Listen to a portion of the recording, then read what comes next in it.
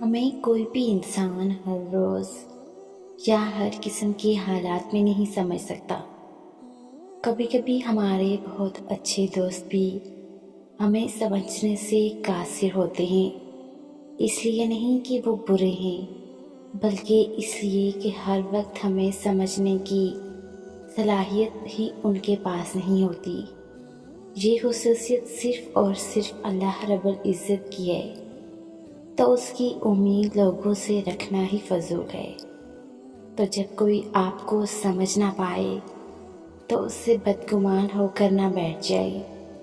یہ یاد رکھیں کہ وہ رب ہی بس آپ کی شارک سے بھی زیادہ قریب ہے، اور وہی بس آپ کو ہر حالات میں سمجھ سکتا ہے۔ جب تم اپنے آپ پر ضبط کر کے خود کو کسی ایسے کام سے روکتے ہو جو کہ آپ کی پسند کا ہوتا ہے مگر آپ کے رب کو پسند نہیں ہوتا، تو آپ نہیں جانتے تو اس وقت اس رب کو آپ پر بہت پیار آتا ہے، اور اس لمحے وہ آپ کی دعا پر کن فرما دیتا ہے۔ آپ آج اس کی رضا قبول کر لو اور وہ پھر تمہاری رضا نصیب کر دے گا۔ ایک دن تم دیکھو گے تمہاری آنکھیں تشکر کے آنسوں سے بھر جائیں گی، تم اپنی ہر تکلیف بھول جاؤ گے اور اللہ کے معجزوں پر حیران رہ جاؤ گے۔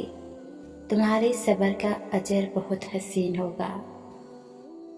اگر تمہیں اللہ کے دینے پر یقین ہے تو پھر تمہارے یقین سے مانگی ہوئی ہر دعا قبولیت کی طاقت رکھتی ہے، اور جلد تم قبولیت کے کرشمے دیکھو گی۔ تمہارا ہاتھ اٹھا کر اللہ سے مانگنا کوئی عام بات نہیں ہے۔ خوش نصیب لوگوں کو ملتی ہے یہ توفیق، تو قبولیت میں دیری پر پریشان ہونے کے بجائے اپنی خوش قسمتی پر اللہ کا شکر ادا کریں۔ یہ شکر تمہیں دعاؤں کی قبولیت تک لے جائے گا۔ کسی کی یاد اگر ہر وقت ستائے تو سمجھ لینا کہ تمہارے دل میں بس اس کے لیے ہی جگہ ہے، اور کہیں نہ کہیں وہ تمہیں یاد کر رہا ہے۔